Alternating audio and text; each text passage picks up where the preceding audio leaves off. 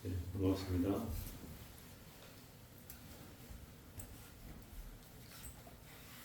오늘 6번째 주 시간이고요. 고연장 12쪽 그 고안장 12쪽.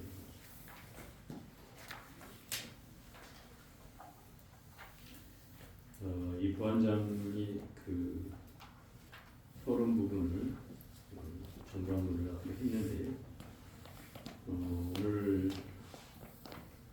중간 부분을 하기 전에 이 고안장을 다시 한번 언급을 하고 본론으로 들어가겠습니다.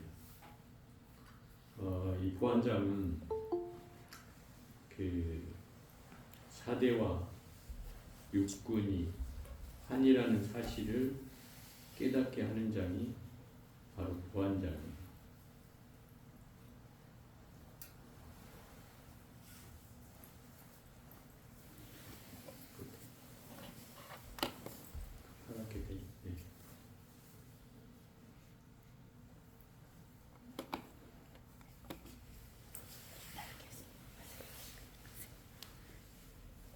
그래서 이 보안장은 문수 보현장이 상근기를 위해서 직접 바로 갈 수 있는 길을 얘기하는 장이 바로 문수장과 보현장입니다. 뭐 방편도 필요 없고 점차도 필요 없고 그냥 바로 들으면 또 바로 알면 또 하늘 떠나면 바로 깨달음으로 연결되는 그런 장이 바로 문수 보현장이고, 이 보안장은 이제 방편문의 시작이에요. 방편의 시작이라는 것은 이제 점점 닦아가야 될 대상들에게 처음으로 시설한 내용이 바로 이 보안장의 첫 번째 부분이에요. 그래서 저번 시간에 얘기했듯이 이 그 보안보살장에서 사대에 대해서 더 자세하고 아주 그 세밀하게 이 사대를 분석해 놓은 내용이 바로 여러분이 전반부에 공부했던 내용이다. 예를 들어서 사대가 몸뚱아리를 사대로 하는 것이 중생의 심사인데, 그 사대라고 하는 것 중에 딱딱한 것은 다 지대로 돌아가는데, 그 딱딱한 것을 열거한 걸 보면 그게 뭐 머리카락, 뭐 털어, 손발톱, 치아, 살가죽, 근육, 뼈, 골수, 이러한 몸뚱아리는 다 흙으로 돌아가고, 또 물 성분으로 된 거는 침, 뭐 콧물, 고름, 피, 진액, 거품, 가래, 땀, 눈물, 정액, 대소변 등은 물로 돌아가고, 또 몸에서 나는 열기는 화로 돌아가고, 또 우리가 지금 말하고 행동하고 움직이는 이 작용은 풍으로, 바람으로 돌아간다. 이렇게 사대로 흐트러 버리면 이 몸뚱아리에 남아있는 건 아무것도 없죠. 그런데 우리는 영원히 살듯이 내 몸에 엄청나게 먹이고 재우고 또 치장하고 한다 이 말이죠. 천년만년 살듯이. 그렇지만 그 몸뚱아리라는 건 결국 내 몸이라고 여기고 있지만 결국 내 몸이 아니다. 그게 환이다 이런 거죠. 또 육군이라고 하는 것을 내 마음으로 삼는데, 그 육군이라는 것은 안입이 설신을 말하고, 우리가 눈으로 색을 보고 귀로 소리를 듣고 코로 냄새를 맡고 혀로 맛을 보고 몸으로 감촉을 느끼고 생각으로 대상을 분별하는 이 6가지 경계로 인해서 그것의 마음의 움직임이라고 얘기하지만 이것 또한 환이다. 그럼에도 불구하고 우리는 늘 끊임없이 이 분별작용을 일으킨다는 거죠. 그죠? 눈으로 색을 보면 반드시 좋아라 하고, 또 귀로 소리를 들으면 좋다 싫다의 분별을 내고, 또 코로 냄새를 맡으면, 이 하얀 화면을 지우고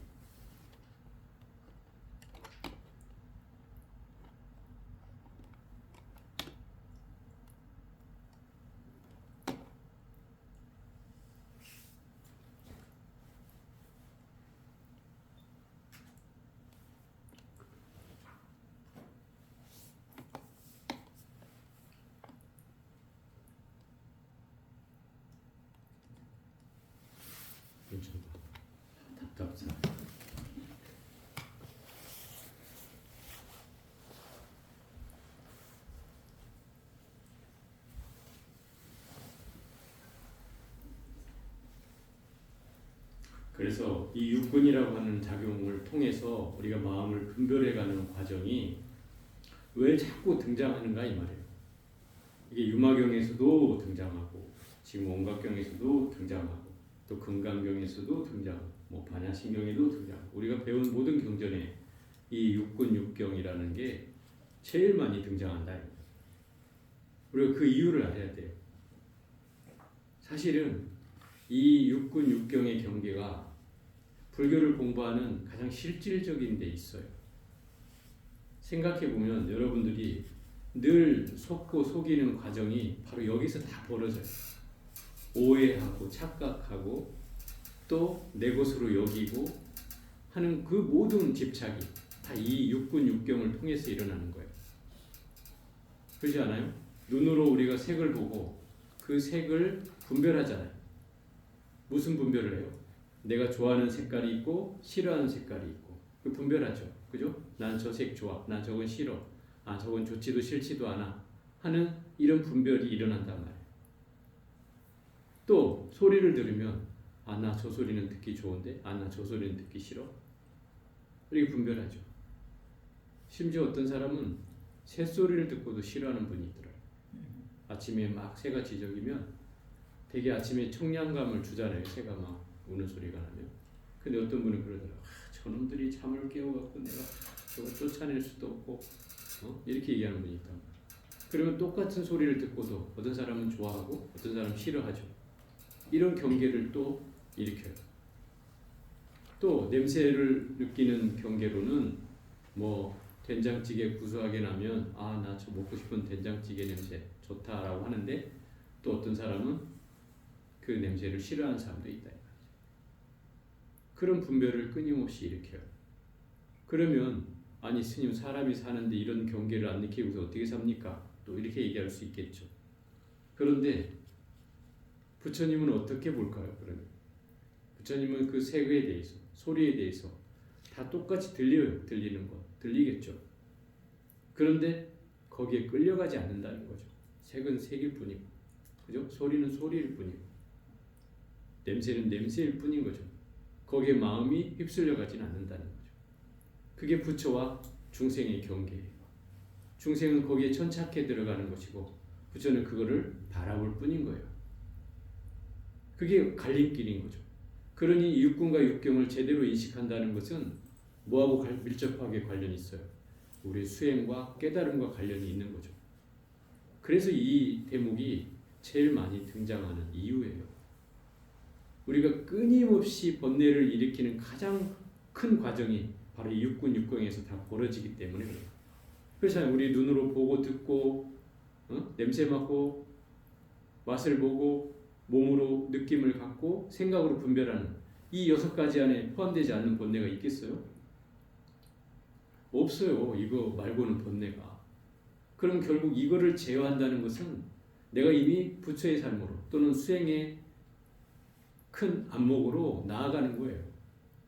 여기에 모든 경계가 달려있어요. 그래서 부처님이 뭐 초기 불교 경전에서부터 시작해가지고 대승불교 경전에 어느 경전에나 이게 밑바탕에 깔려있는 거예요. 그래서 이것이 우리에게는 가장 중요한 수행을 해나갈 때 가장 중요한 부분이 되고 있다는 거예요. 그래서 이 사대와 육군을 환이라고 깨닫는 것이 가장 핵심이에요. 전반부에는. 근데 여기서부터는 또 뭐라고 하는지 한번 봅시다. 12쪽 중간에 선남자여부터 보겠습니다.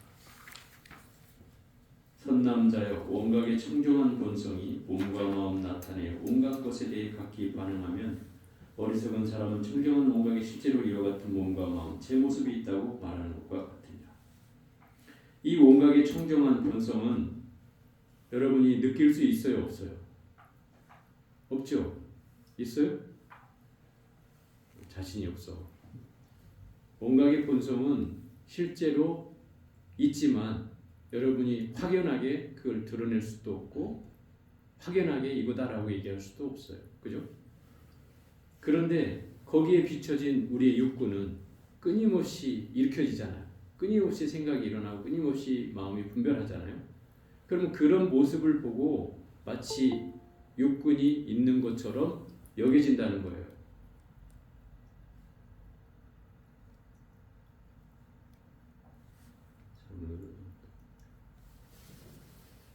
그래서 육군이 있는 것처럼 여겨지기 때문에 그걸 마치 그 원각인 양 중생들은, 어리석은 중생들은 착각한다는 거지.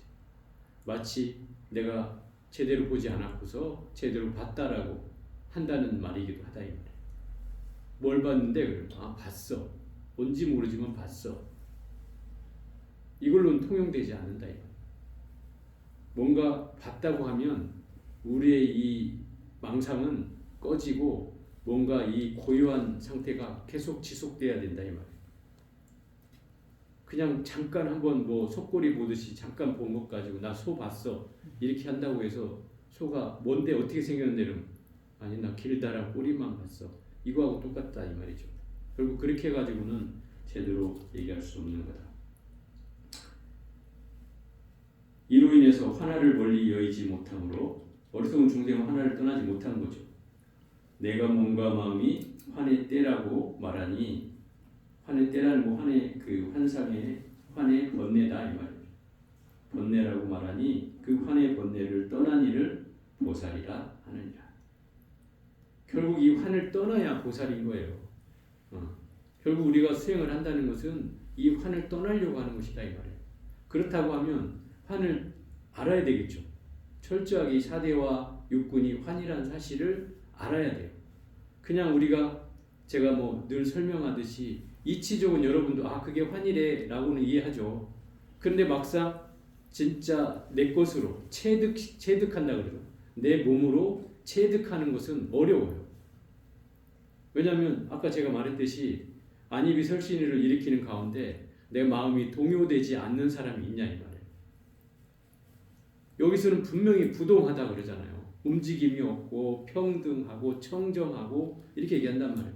그러면 어디에도 걸려지지 않고 그냥 그 상태를 바라볼 뿐인 건데 실제는 우리가 그렇게 되지 않는다 이 말인 거죠. 그러니 이게 머릿속에 이해한 것과 내 마음으로 체득하는 건 다른 문제다. 그 쉽지 않다. 그래서 우리가 수행을 해야 되는 거예요.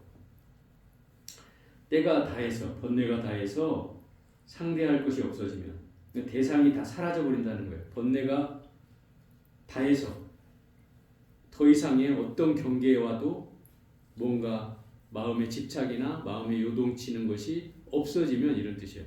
마음의 경계가 대상이 사라진 게 아니고 대상에 대한 마음이 사라지는 걸 말해요. 그렇게 없어지면 곧 상대니 때니 뭐 번뇌니 말할 것까지도 없느니라. 이미 내 생각이라는 것이 사라져 버리면 대상이 있건 없건 상관없이 거기에 걸리지를 않잖아요. 선남자여 이 보살과 말세 중생이 이 보살은 환을 떠난 보살과 또 말세 중생이 그 환을 떠나려고 하는 보살이 모든 환을 깨쳐서 환을 깨친다는 건 환을 떠났다는 뜻이고 그건 공함을 터득했다는 뜻이기도 해요. 공함을 터득한 거예요. 또 그림자가 그렇기 때문에 그림자가 사라진 까닭에 이 그림자는 뭐겠어요? 그 육진에 반연한 그림자 그걸 말하는 거예요. 육진에 반연한 그림자가 뭐예요? 안입이 설신이에요. 그게 육진에 반연한 그림자예요. 그게 안입이 설신이까지 다 사라진다. 깨닫게 되면 이런 까닭에 끝없는 청정함을 얻나니 끝없는 청정함이라는 영원불멸한 청정함을 얻는다는 뜻이에요. 끝이 없다는 말은 어떤 방해에도 걸리지 않는 청정함이에요. 어떤 방이란 예를 들어서 동서남북 사유상하 이렇게 하면 10가지거든요. 왜 10가지예요? 동서남북 4가지에다가 사유는 그 동북간 뭐 서북간 이렇게 4군데 사이 그럼 8개죠. 그다음 상하 그러면 이게 십방세계 하는 시방세계다. 시방세계는 무슨 말이에요? 그러면 모든 세계를 말하는 거죠. 모든 세계를 시방세계라고 하는 거죠. 동서남북 사유상하까지 포함한 세계가 바로 시방세계예요. 그런 세계가 없이 청정함을 얻는다 이 말이에요. 어떤 장소나 공간에 구애받지 않고 청정함을 얻는다 이 말인 거죠. 그 끝없는 허공도 원각에서 나타나는 바이니라. 이 대목을 잘 이해를 해야 돼요. 끝없는 허공이 자꾸 잘못 누르는가 봐.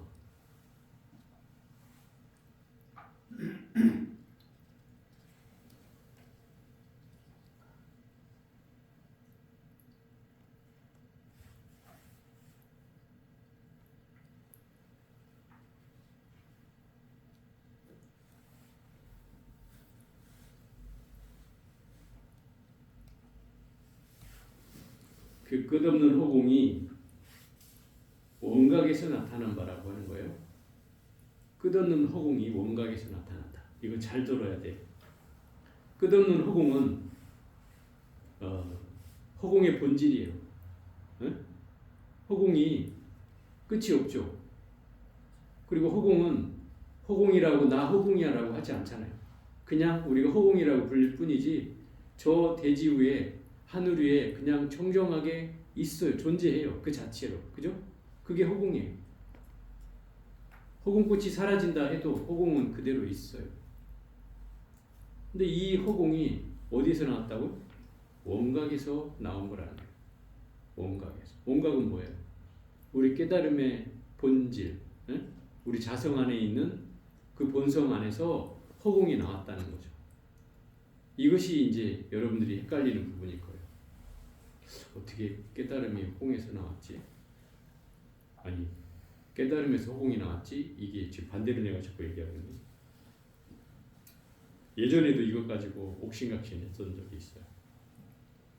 그 조선시대에 그 벽송지엄이라는 스님과 그 강주, 저 금산사라는 절에서 조선 중기 때 강주의 스님과, 강주는 이제 강원의 그 강사 스님을 강주라고 해요.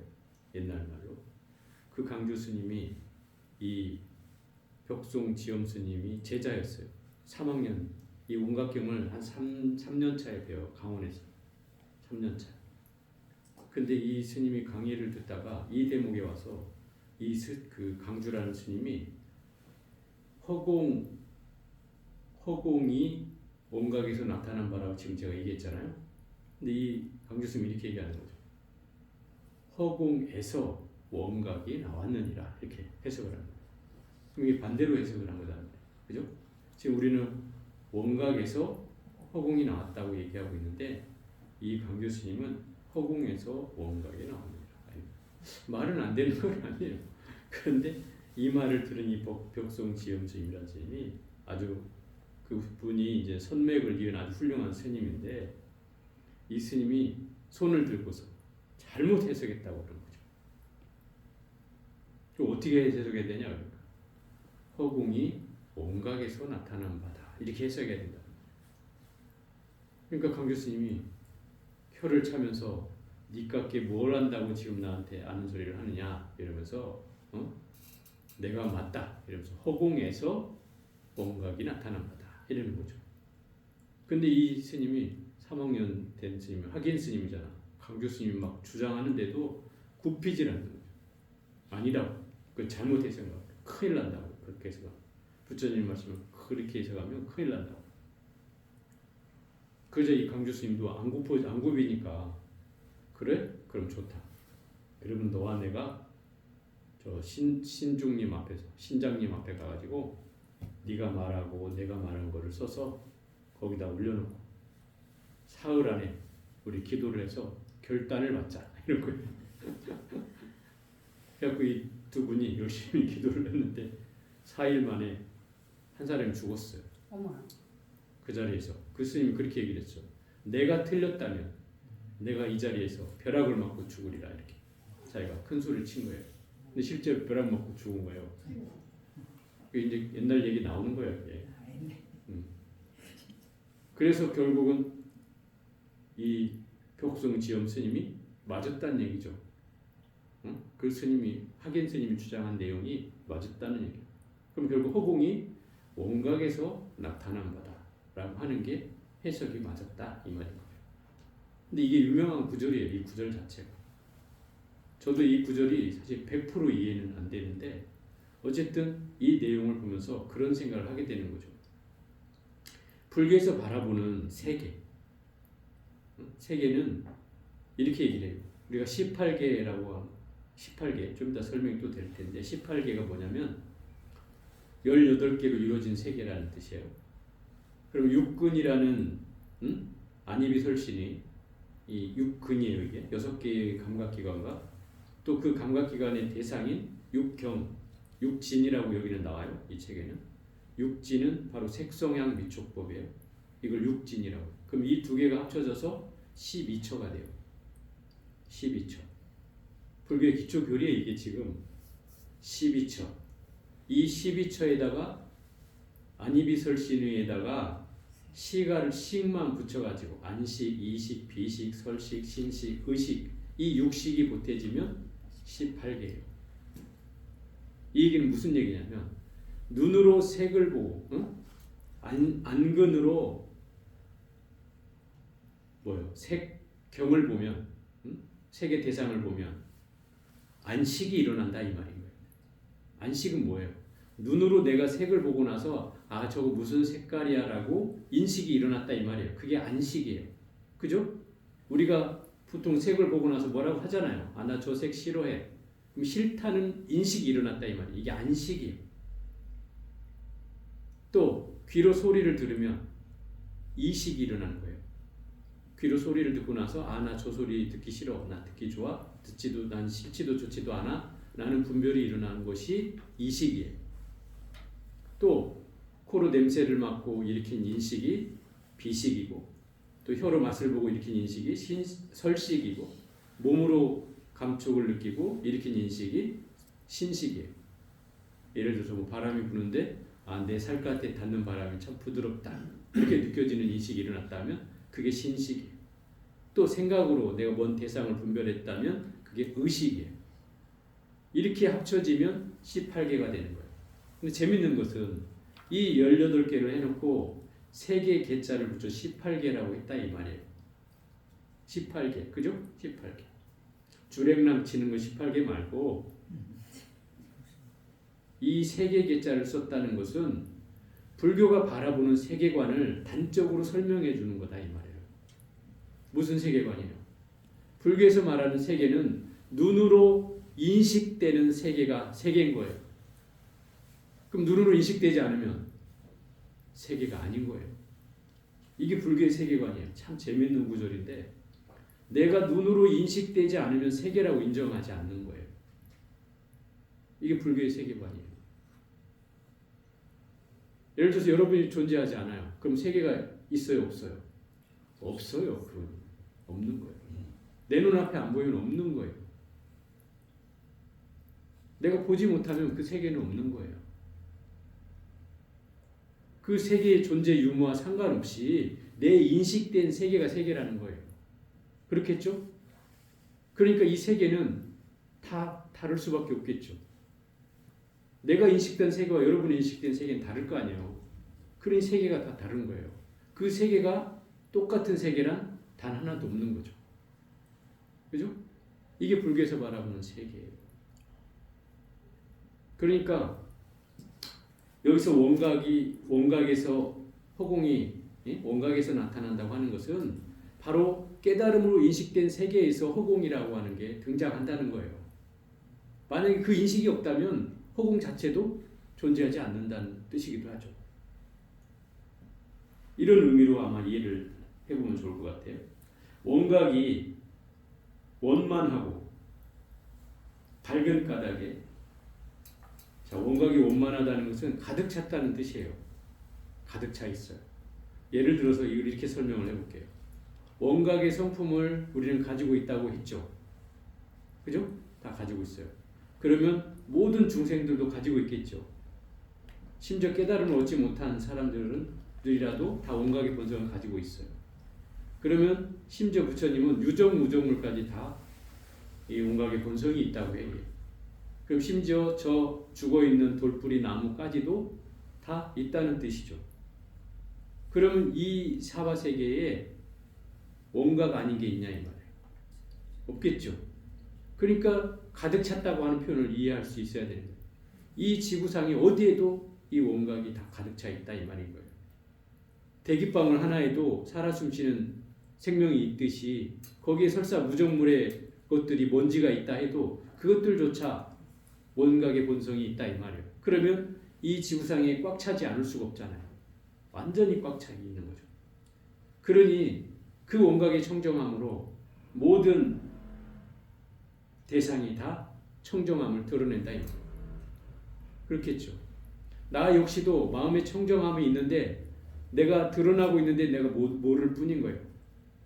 모를 뿐인 거죠. 그래서 마음의 청정함이 드러나고 그 마음이 청정함이 드러나면 보는 경계가 청정해져. 마음이 청정해지면 보는 경계가 청정해지는 거예요. 우리가 이런 거 있죠. 눈이 맑은 사람은 마음이 순수해서 그렇다. 이게 이해가 돼요? 마음이 맑은 사람은 눈빛이 청정하다. 이렇게 상관관계가 있는 거예요. 왜? 마음의 창이 눈이라고 하니까 그 눈빛으로 모든 걸 말하고 있다 이 말이에요. 그러니까 이 마음이 청정해진다는 것은 이미 눈도 청정해진다는 뜻인 거죠. 연관이 있죠. 또 눈이 청정해지면 보는 경계가 청정해지고 보는 것이 청정함으로 눈이 청정하고 눈이 청정함으로 보는 인식까지 청정해진다. 다 연관관계가 있죠. 마음이 청정함으로 인해서 보는 경계가 청정해지고 보는 경계라는 것은 내가 지금 보려고 하는 과정을 말하는 거예요. 그 보는 경계가 모두 청정해지고 그게 보는 과정이 청정해지니 당연히 눈이 청정해지고 눈이 청정해지니까 보는 인식까지 청정해진다. 시까지 청정해진단 말이에요. 안식이 청정해진다 이 말인 거죠. 안식. 보는 인식은 바로 안식이죠. 또 보는 의식, 그 안식이 청정해짐으로 인해서 듣는 경계가 청정해진다. 이게 또 연결되는 거죠. 눈이 청정해짐으로 해서 이제 귀의 경계로 나아가는 거예요. 그래서 그 경계로 들으려고 하는 이 경계 과정이 청정해지고 그 듣는 경계가 청정해짐으로 귀가 청정해지고 귀가 청정해짐으로 듣는 인식인 이식까지 청정해진다. 또 듣는 인식이 청정해짐으로 여기서 원각의 경계가 아니고 이거 잘못 지금 썼는데요. 지각의 경계에 청정하니 코, 혀, 몸, 의식은 또한 이와 같으니라. 지각한다는 것은 알아차린다는 뜻이에요. 알아차리는 경계까지 청정해진다 이 말이에요. 듣는 것으로 인해서. 그럼 이 얘기가 무슨 얘기냐면 마음이 청정해짐으로 인해서 이 육군의 경계가 청정해진다 이 말인 거예요. 이게 무슨 뭐 순서로 써놨지만은 마음에 청정해지면 이미 육군이 다 일시에 청정해지는 거예요. 뭐 순서가 따로 있는 게 아니라 그냥 일시에 청정해지는 거예요. 또 눈이 청정해지는 만큼 육군이 청정해졌으니 이제 대상이 청정해지겠죠. 당연히. 그 다음에 대상이 등장하는 거예요. 그래서 대상의 첫 번째가 색의 경계고 색의 경계가 청정해지고 또 소리의 경계가 청정해지고 냄새의 경계가 청정해지고 맛의 경계가 청정해지고 몸의 촉감을 느끼는 경계가 청정해지고 또 의식의 대상인 법의 경계가 청정해진다 이 말이에요. 그럼 결국 안이비설신이가 색성향 위촉법의 경계를 다 청정이 한다는 거예요. 그죠? 육근이 육경까지 또 청정하게 만든다 이 말인 거죠. 그죠? 내 감각기관이 대상까지 청정하게 한다. 그러면 내가 청정해짐으로 인해서 대상이 청정해진다는 뜻이고 대상이 청정해짐으로 인해서 이제 4대까지 청정해진다 이 말이에요. 4대는 뭐예요? 지수합풍 4대에 우리 몸뚱아리만 얘기하는 게 아니라 여기서 지수합풍은 바깥 경계에 펼쳐지는 모든 대상 가운데 지수합풍을 말한다 이 말이에요. 세계에 펼쳐진 지수합풍. 예를 들어서 이 건물이 만약에 지수합풍을 얘기한다면 이 건물도 딱딱한 부분은 다 지에 해당하고 여기에도 수분이 포함되어 있겠죠. 그 수분은 물에 해당하고 수에 해당하고 또 따뜻한 열기가 느껴지는 건 화에 해당하고 또 여기에 뭐 작용이 있다면 움직여질 거 아니에요. 어쨌든 그죠? 이것이 조금씩 뭐 허물어져 가든지 오래돼서 낡아져 가든지 이 움직이는 작용이 있을 거 아니에요. 세월이 지남에 따라서 그 작용은 풍에 해당한다 이 말이에요. 그러면 이 밖의 대상도 다 지수화풍이 있는 거죠. 사람 몸만 지수화풍이 있는 게 아니라 모든 대상도. 그러니까 대상이 청정해지면 당연히 이제 지수화풍도 청정해지고 또 그 4대가 청정함으로 인해서 이제 등장하잖아요. 12처, 18개, 25유 나오죠. 12처, 18개는 설명했어요. 더 설명 안 할게요. 25유는 25가지의 중생의 종류를 말해요. 25가지의 중생의 종류. 대략 그 지옥에서부터 저 천상에까지 사는 생명체를 대략 다 열거하면 25가지 종류 된다는 거예요. 이게 경전에 등장하는 거예요. 그래서 지옥, 아기, 축생, 아수라 이게 4종류죠. 그 다음에 여기다 사유라고 있어요. 사유. 아니 그 사유가 아니고 사주. 우리 사대주라고 들어봤어요. 사대주. 불교에서 얘기하는 사대주가 있어요. 우리가 살고 있는 땅을 무슨 주라고 그러죠? 남선부주. 남선부주가 우리가 살고 있는 땅이에요. 그런데 이게 남선부주라는 건 남쪽의 선부주라는 뜻이에요. 남쪽의 선부주. 그러면 동서남북에 동서북이 따로 있다는 거죠. 그게 사대주예요. 동쪽은 동승신주, 북쪽은 북구로주, 서쪽은 서단이주. 이래가지고 이 4개의 사대주가 있다는 거죠. 그 중에 우리는 남쪽에 살고 있어요. 여기는 인간들을 말하는 거죠. 인간들. 그죠? 여기 4군데가 있으니까 4개의 부류의 중생이 있다는 거예요. 그 다음에 등장하는 게 욕계에 사는 중생들이 있다. 욕계는 하늘 세상 가운데 제일 낮은 단계의 세상. 욕계 육천이라고 해서 6개의 하늘이 있다 이 말이죠. 또 색계, 물질로 이루어진 세계. 그 위에가 무색계. 무색계에 또 사선천이라고 있죠. 그럼 이걸 다 합치면 이게 25종류의 중생들이 있다 이 말이에요. 그래서 25유라고 하면은 지옥에서부터 저 하늘 세계까지 존재하는 모든 종류의 중생을 통칭하는 표현이다 이 말이에요. 25유. 이해가 되죠? 그럼 결국 4대가 청정해짐으로 인해서 12처는 일체라고 해요. 일체가 청정해진다는 거예요. 12처는 일체예요. 일체가 청정해지고 또 18개는 뭐예요? 모든 세계까지 청정해진다는 거예요. 세계까지 청정해지고 또 25유는 모든 중생까지 청정해진다는 거예요. 그죠? 그럼 일체와 세계와 모든 중생까지 다 청정해지고 그들이 청정해짐으로 인해서 심지어 부처님의 특징도 청정해진다. 중생들이 청정해지는데도 부처님도 청정해진다 이 말이에요. 어떻게? 심력, 사무소의 사무예지 이것을 합쳐서 18개라고 해요. 18불공법이라고 해요. 뒤에 나오잖아요. 부처님의 18불공법은 바로 심력과 플러스 사무소회와 플러스 사무예지를 합쳐서 18불공법이라고 한다. 그 심력이라는 건 부처님이 되고 나면 10가지 힘이 생긴다는 거예요. 뭐 신통력이든 뭐든 막 10가지 힘이 생긴다는 거예요. 그 다음에 사무소에는 4가지의 두려워하지 않는 마음이 생겨난다는 거예요. 두려움이 없어진다는 거예요. 그게 사무소이고 그 다음에 사무예지는 4가지의 걸림없는 지혜가 생겨난다는 거예요. 부처님이 되면. 그러면 결국 이 18불공법은 부처님이 되면 생겨나는 특징을 말하는 거죠. 부처님이 되면 이런 18불공법이 생겨난다는 거예요. 그런 이 부처님까지도 청정해진다는 거예요. 온 사람이 하나 청정해지면 온 국토와 온 대지와 온 세계와 모든 중생이 다 청정해질 뿐만 아니라 부처님까지도 청정해진다. 마치 이 대목을 보면 그 유마경을 우리가 공부할 때 심청정, 국토청정 기억나요? 기억이 안 나는구나.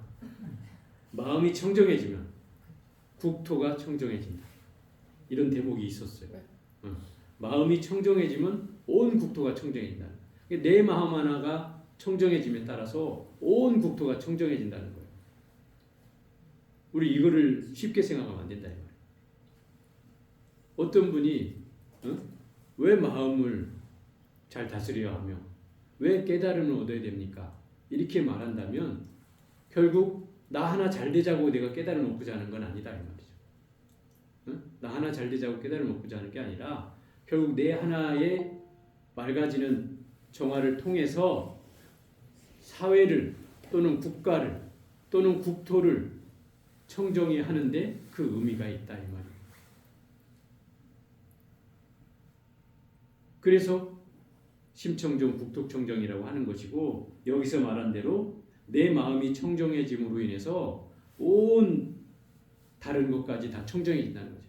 몸은 물론이고 4대, 6군, 12처, 18개, 25유, 심지어 부처님까지 청정해진다는 뜻이고 더 부처님이야 더 청정해질 게 있겠어요. 어쨌든 가리지 않고 다 청정해진다는 거죠. 그리고 37조도품이 또 청정해진다.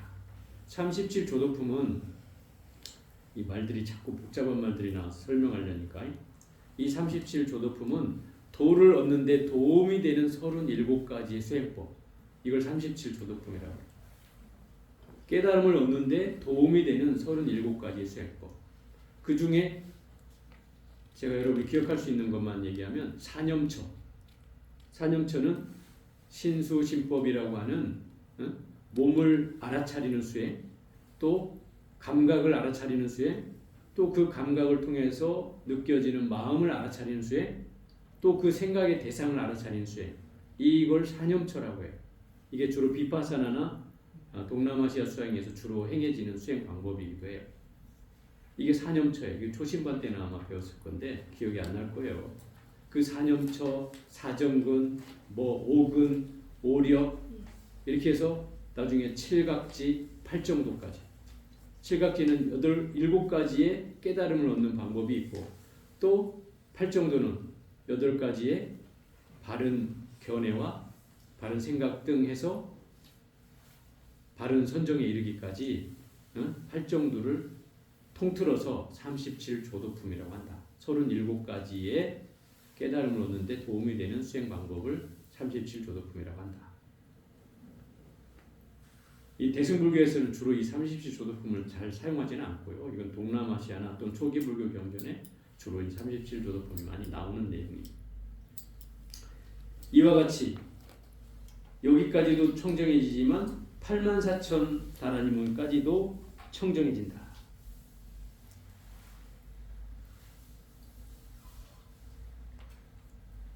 결국은 이런 거예요. 84,000다라니문은 뭐냐면 우리 84,000번뇌라는 얘기 들어봤어요?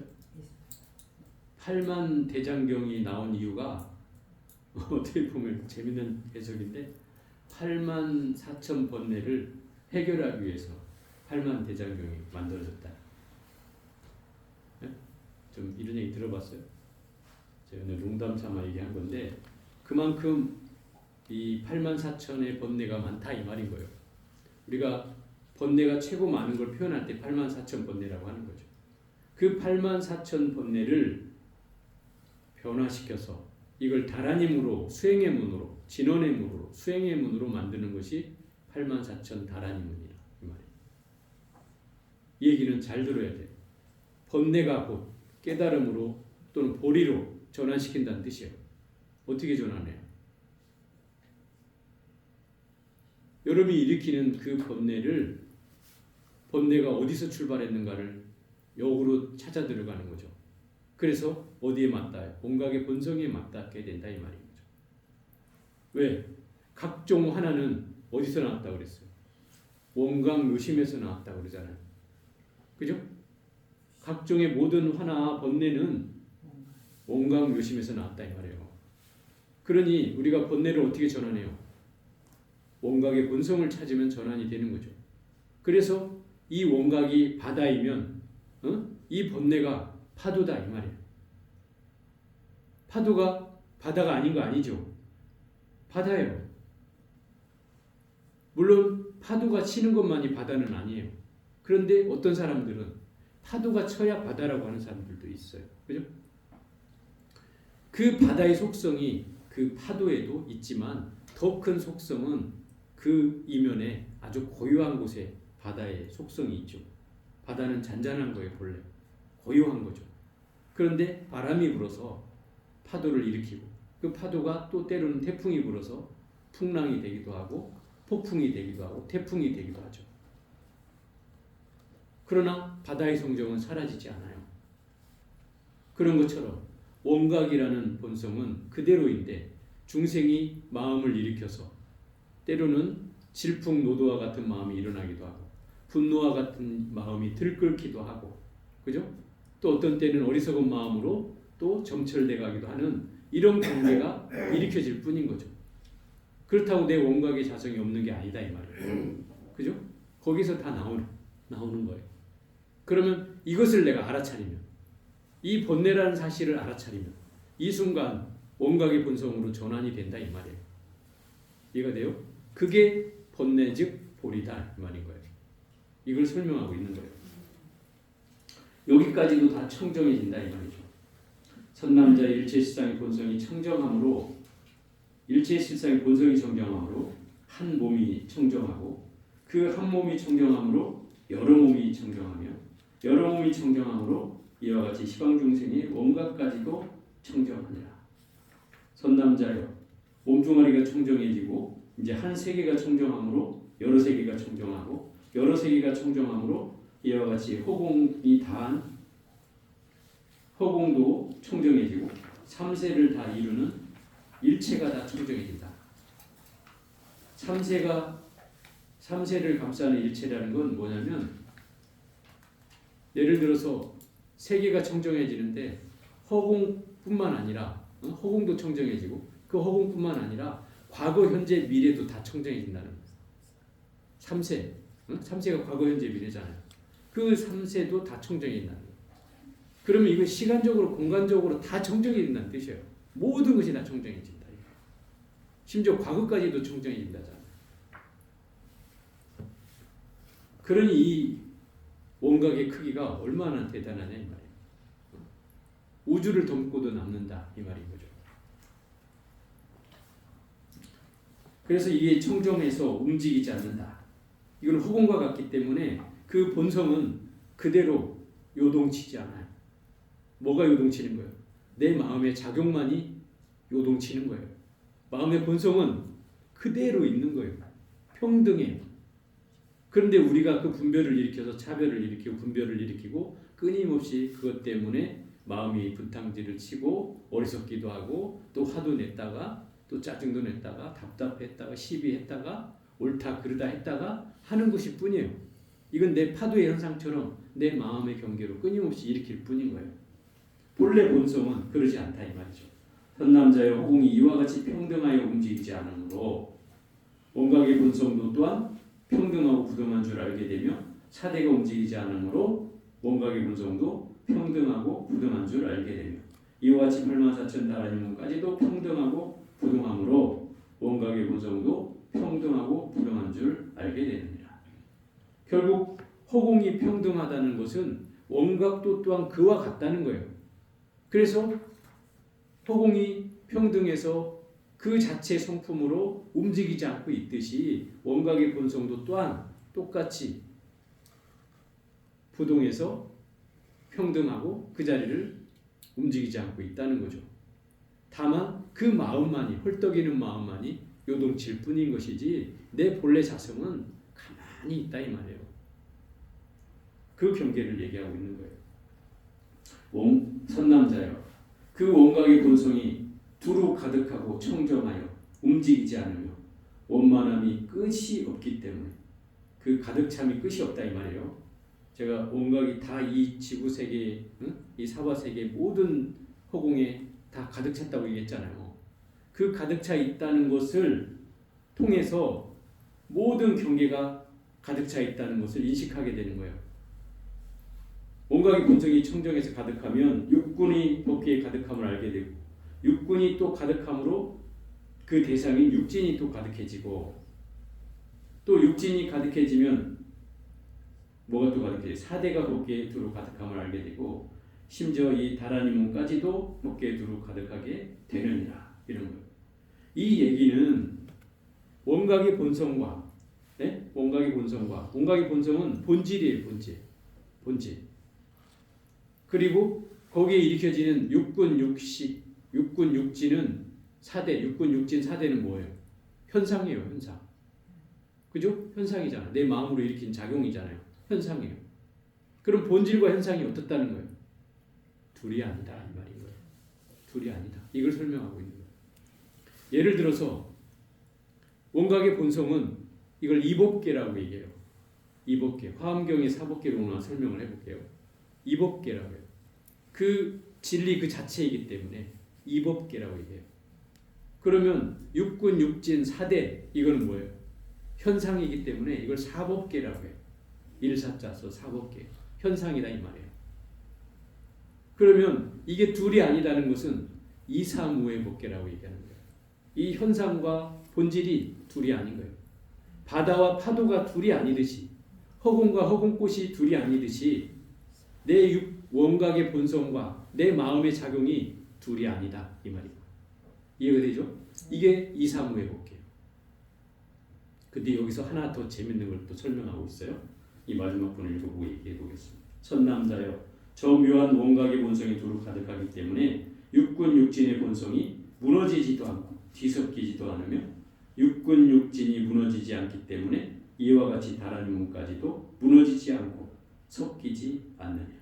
이는 마치 백천개의 등불에서 나오는 불빛이 하나의 방안을 비출 때 백천등의 불빛이 방 안에 가득하지만 무너지지도 않고 뒤섞이지도 않는 것과 같으니라.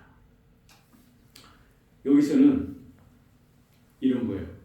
육군 육신의 육진이 서로 무너지지 않고 뒤섞이지도 않는다. 안이브설 신이가 색성향 매축을 만났는데 그게 서로 엇갈려도 무너지지도 않고 서로 걸림도 없고 뒤섞이지도 않는다. 그 자체의 속성을 그대로 어쩐다고? 유지한다는 거죠. 그대로. 눈은 눈대로, 귀는 귀대로, 코는 코대로 그 인식을 유지한다는 거예요. 이것을 뭐라고 표현하면 눈과 대상이 만나도 걸림이 없고 귀가 소리를 만나도 걸림이 없고 코가 냄새를 만나도 걸림이 없고 몸뚱아리가 촉감을 느껴도 감촉을 느껴도 걸림이 없다. 이거를 일러서 사사무해법계라고 해요. 사사무해법계. 사사무해법계. 이게 화엄경에서만 얘기하는데. 사사무해요, 사사무해. 네, 사사무해법. 일사자가 두 개가 들어가는 거예요. 사사무해. 사사라는 건 현상과 현상이 서로 걸림이 없다라는 것을 사사무해법계라고 합니다. 현상과 현상이 서로 걸림이 없어. 자, 이 대목을 한번 다시 설명해 볼게요. 그 얘기는 우리가 바꿔서 얘기하면 사람과 사람이 만나도 걸림이 없다 이 말인 거예요. 근데 우리는 걸리죠? 부처의 경계는 그렇다는 거예요. 여기에도 걸리지 않는다는 거예요. 또 이게 사람과 사람뿐만 아니라 사람하고 사물하고 만나도 경계가 걸림이 없다는 거죠. 이걸 선사들이 재밌는 표현을 이렇게 얘기해요. 여하시 불인이 있고 어떤 게 부처입니까? 이렇게 물으니까 한 스님 그런 너 한강의 물을 한 모금에 마시면 내가 알려주리라. 그래. 한강의 물을 한 모금에 마실 수 있어요? 한강의 물이 쑥 들어오는 거다. 그럴 수 있어요? 여러분 불가능하다고 생각할 거 아니에요. 그죠? 왜 그렇게 해요? 이미 여러분은 의식 속에 한강이라는 거대한 물과 내 입 모양을 생각해 보니 도저히 이게 들어올 수 있는 것이 아니죠. 그러니까 당연히 이거 불가능한 말이에요. 이거 스님 저 스님 잘못 얘기한 거예요. 이렇게 얘기할 거 아니에요. 그런데 이게 가능하다는 거예요. 그게 사사무해법인가요? 그렇죠. 그게 사사무해법이에요. 자, 또 하나 얘기해 볼게요.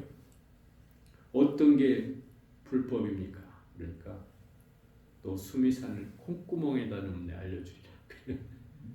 수미산을 콧구멍에다 넣으면 알려준다.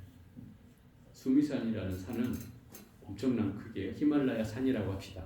티베트 사람들은 또 히말라야 산 자락에 카일라스라는 그 수미산이 있다고 하니까 해발 한 5,500m 되는 산이 있어요. 그 산을 그 사람들은 성지순례 하듯이 가는데 어쨌든 그 큰 산이 수미산이라고 가상하자거든요. 왜냐하면 실제로 불교에 사는 수미산은 실제하지는 않아요. 상징적인 산이죠. 제일 큰 산으로 비유된다 이 말. 그럼 우리가 비유를 한다면 히말라야 산이라고 합시다. 그럼 히말라야 산이라는 엄청난 크기 산이 내 콧구멍으로 들어오라면 들어오겠냐 이 말이에요. 우리는 이미 거기서부터 경계가 걸려 있어서 들어올 수가 없다고 여긴다 이 말이죠. 그죠?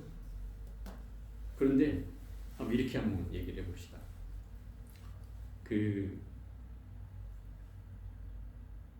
요새는 이 휴대폰으로 비유를 드니까 훨씬 더 쉽더라. 내가 히말라야 산을 가지 않고도 내 휴대폰으로 볼 수 있어요, 없어요? 있죠? 이 작은 휴대폰 안에 어떻게 히말라야 산이 들어와요? 네? 어떻게 들어와요, 히말라야 산이? 히말라야 산이 여기까지 날라와가지고 이 휴대폰 안으로 들어왔을까요? 아니죠. 휴대폰에 들어와요, 이게. 그죠? 마찬가지로 제가 이전에도 한번 그 비유를 들었어요. 저 영국에서 요새 영국이 아니구나. 그 열심히 축구하는 그 손흥민이가 내가 경기를 보려고 휴대폰을 딱 피면 지금 경기가 생중계되고 있다고 쳐요. 그럼 내 휴대폰으로 볼 수 있잖아요. 있죠? 그러면 영국에 있는 손흥민이 내 휴대폰으로 들어와서 나 좀 넣어주세요 해가지고 들어오는 거냐고. 아니죠? 응? 네. 지 화면에 의해서 자동이 들어오게 되잖아요. 그럼 걔는 지금 여기 와 있는 거예요? 영국에 있는 거예요? 영국에 있죠. 그런데 나는 지금 이거 볼 수 있어지는 거죠. 이게 사사무예법계예요. 서로 충돌되지 않는다 이 말인 거예요. 나는 영국에 있는데 직접 직관을 하듯이 볼 수 있어진다 이 말이에요. 이 TV로도. 그러면 이 사물과 사물이 만나서 걸림이 있어요, 없어요? 없죠. 이걸 말하는 거예요. 이게 사사무예법계예요. 한강의 물 한 모금에 여러분 못 마시지만 이 경계로 치면 마실 수 있어요. 그러면 그때 치고 일어나는 거예요. 한바탕 춤을 추거나 소리를 지르거나 악 하고 소리를 한번 지르거나 이러는 경계가 나타나는 거예요. 그러니까 이게 사사무예법계예요. 이거를 여기서 이렇게 설명하고 있어요. 자, 사사무예법계는 두 가지 의미가 있어요. 두 가지 경계가 있어요. 하나는 여기서 설명한 거예요. 모든 불빛이 한번 예를 들어서 여기에 불빛을 생각해 봐요. 여기에 불빛이 저 연등의 불빛까지 친다면 수백 개라고 할 수 있어요. 그죠? 수백 개의 불빛이 내려 비치고 있어요. 큰 거 몇 개하고 작은 거 수백 개가 있다고 하면 이 불빛이 서로 하나하나씩을 비춘다고 생각하면 불을 다 끄고 하나씩만 비췄을 때 빛이 다 자기 빛이 있겠죠. 없는 빛은 없어요. 빛이 비춰지면. 그런데 큰 빛이 올 때는 작은 빛이 죽을 뿐이지 빛이 사라지진 않죠. 그죠? 덮일 뿐이지 사라지진 않아요. 이 얘기는 무슨 얘기냐면 각기 자기 빛마다 자기의 고유한 영역을 가지고 있다 이 말이에요. 그죠? 그래서 어떤 빛을 내뿜어도 자기 빛이 사라지지 않는다 이 말인 거예요. 그러면서 이 밖에 환하게 비춰진다 이 말이죠. 자, 예를 다시 들어볼게요. 이렇게 하니까 더 어려운 것 같아요. 그 방송에서 보면 연예인 한 사람이 딱 나왔을 때 뭐 백라이트로 쫙 불을 켜가지고 보여주잖아요. 그러면 거기에는 불이 수십 개가 달려 있어요. 그죠? 근데 보여지는 빛은 하나의 빛으로 보여진단 말이에요. 그죠? 하나의 빛으로 보여져. 그런데 그 빛들이 다 모여서 하나가 된 것이지 원래 하나가 아니다 이 말이에요. 이해가 되죠? 그러면 그 빛이 속성이 다 사라지지 않은 채 하나로 모였을 뿐인 거예요. 그럼 빛은 빛을 더해서 강해질 뿐인 것이지 자기 고유한 영역이 사라진 게 아니다 이 말인 거예요. 이해가 되죠? 이것을 상직의 돌이라고 하는 거예요. 상직. 서로가 같은 돌이다 이 말이에요. 빛이 작든 크든 사람으로 치면 크든 작든 넓든 좁든 할 것 없이 다 자기의 영역으로 각자 역할을 하는 게 이게 사바세계 일체다 이 말이에요. 그죠? 이게 사사무예법계예요.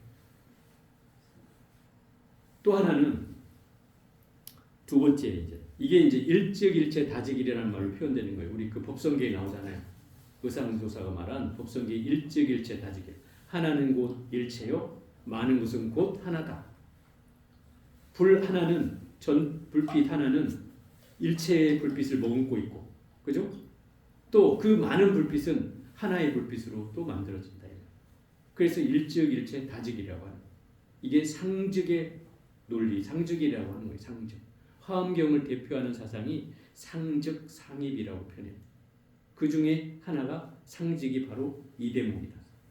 이게 사사모의 법계의 첫 번째 도리고, 두 번째는 뭐냐면 상입의 도리가 있다. 상입. 서로가 서로를 들어가서 포용하는 도리가 있다. 이것을 상입의 도리라고 하는데, 이것은 일중일체 다중일이라고 해요. 하나 가운데 일체가 있고 많은 것 가운데 하나가 있다. 이것은 비유를 뭐로 드냐면 바다로 든다. 바다. 바다는 보통 일미라고 표현해요. 일미. 일미는 한 맛이라 이 말이에요. 바다는 짠맛 하나뿐이에요. 바다는, 그죠? 다른 맛이 없어요. 짠맛 하나. 그런데 이 바다는 오염수가 들어오기도 하고 폐수가 들어오기도 하고 썩은 물이 들어오기도 하고 청정한 냇물이 들어오기도 하고 계곡물이 들어오기도 하고 상하수도물이 들어오기도 하죠. 그죠? 그 물이 다 들어온다고 해서 야, 폐수의 부분은 여기 있고 하수의 부분은 이쪽으로 오고 냇물의 부분은 이쪽으로 오고 이렇게 하나요? 아니죠. 바닷물은 어떤 물이 들어와도 다 한 맛으로 변한다. 그죠? 그러면 각자 고유의 색깔을 가지고 있어요? 잃어버려요? 잃어버리죠. 그러면 모든 물이 들어오면서 이 바다라는 걸로 다 용해가 돼버리는 거예요. 그죠? 어떤 물이 들어와도. 이것을 상입의 도리라고 하는 거예요. 서로가 서로를 포용하는 도리가 된다. 오로지 하나의 경계로 만들어진다. 이런 경계를 일중일체 다중이라고 합니다. 하나 가운데 일체요. 일체 가운데 하나다. 이게 상입의 도리예요. 이 두 가지 의미가 바로 이 사사무예 법계의 두 가지 특성이에요. 두 가지 특성. 그럼 사사무예 법계를 이해하려면 이 두 가지만 나눠서 생각해 보면 거의 맞아 떨어지게 돼 있어요. 더 쉽게 말하면 이런 거예요. 사람들은 이게 예를 들어서 물에 빠지지 않기 위해서 배를 타는데 배를 타고 막 놀다가 물을 빠질까봐 이 사법계는 막 물을 빠질까봐 놀긴 노는데 물을 빠질까 막 이러죠. 이 법계로는 그 표현을 어떻게 하냐면 나 물에 안 빠지려니까 파도가 치지 않는 곳으로 나를 가져다 놓고 거기서 그냥 배 위에 올라가지도 않고 그냥 있는 거야. 나는 사고 나면 안 돼. 이렇게 하고. 이게 이 법계예요. 이사무의 법계는 이제 놀긴 놀아. 배 위에서. 놀긴 놀지만 늘 마음은 항구팅에 빠지면 안 되는데 이러고 있어요. 여기서 사사무의 법계는 뭐겠어요? 내가 빠지면 조개를 줍고 놀다 오는 거예요. 수영도 치고 헤엄도 치고. 그러면 결국 지금까지 이 세 가지는 나 이거 빠지면 죽는다는 경계에 걸려 있었어요. 이 사사무의 법계는 뭐예요? 어디에도 차별이 걸리지 않는다 그랬죠. 현상과 현상이 만나도 걸리지 않아. 내 물에 떨어졌는데 죽을 거라는 생각이 일어나는 게 아니라 거기서 벌써 조개 줍고 놀고 있다 이 말이에요. 그 경계에도 걸리지 않는다 이 말인 거죠. 이런 경계를 우리는 사사무의 법계라고 하는 거예요. 쉽게 설명한 거예요. 제가 예를 들어서 그러니까 사람이 사사무의 법계를 제대로 터득하면 무슨 표현을 쓰겠어요? 그냥 세상에 존재하는 모든 건 다 진리요 법계요 모든 것이 다 그대로 부처님 말씀이다. 이렇게 얘기되는 거예요. 심지어 떨어지는 폭포수는 부처님의 말씀이고 새가 지저귀는 소리는 경전에 나오는 법구경의 한 구절이다. 이렇게 얘기하는 거다 이 말이에요. 있는 그대로 진리요 있는 그대로가 다 법계다. 법이다. 이렇게 얘기하는 거예요. 이게 사사무의 법계예요. 어느 경계에도 걸리지 않고 그 경계를 제대로 볼 수 있는 눈을 갖는 거예요. 이것은 그냥 뭐 중생이 이런 생각을 한다고 해서 되는 게 아니라 이 법계, 사법계, 이사무의 법계를 거친 뒤에야 이런 경계가 드러난다 이 말인 거예요. 그러니 이 경계를 가려면 내가 이 전작된 마음의 경계가 뭔가 공을 터득하고 뭔가 중도를 터득하고 한 경계 위에서 이 사사무의 법계가 펼쳐져야 훨씬 더 우리가 그 현상의 경계를 넘어설 수 있다 이 말인 거예요. 이게 사사무의 법계예요. 그래 재밌는 거예요. 이게 그 다른 경전에는 이 세 가지까지만 나와요. 이사무의 법계까지만 나와요. 그 금강경에서는 이거를 뭐라고 표현해? 이 법계는 공이라고 얘기하고, 사법계는 가라고 얘기해. 가식, 가짜, 가유, 가짜로 존재한다 이 말이에요. 그게 사법계. 그러면 이사무의 법계는 중도를 말합니다. 중도. 공과 중도. 이 사무의 법계는 나오지 않아. 이 사사무의 법계는 어디에 나오냐면 이 선사의 어록에 나오는 거죠. 아까 말한 대로 한강의 물을 한 모금에 마시는 것. 그런 도리. 또 수미산을 콧구멍에다 집어넣는 도리. 이런 거예요. 말은 얼토당토 아는 것 같지만 이 안에 이미 이 사사무의 법계의 도리가 숨겨져 있다 이 말인 거죠. 그 도리를 이해해야 이 선사의 업구도 이해가 된다 이 말. 그래서 우리가 선어록을 읽으려면 경전의 말씀이 반드시 필요한 이유가 이런 거다. 이런 경계가 이해가 돼야 선어록이 왜 저렇게 얘기하는지를 알 수가 있어야 된다. 선사들이 무식한 사람이 아니었던 거예요. 일자 무식인이라고만 맨날 우리는 배워와서 아무것도 모르는 사람들을 알지만 이런 교리적 바탕이 돼 있기 때문에 거기에서 자유자재하게 이 사사무의 법계로 막 넘나들면서 이 가르침을 펴니까 듣는 사람들은 이게 뭔 소린가 하지만 정작 엄청난 안목을 가지고서 이 가르침을 펴는 것이다 이 말이에요. 오늘은 일단 여기까지만 해보겠습니다.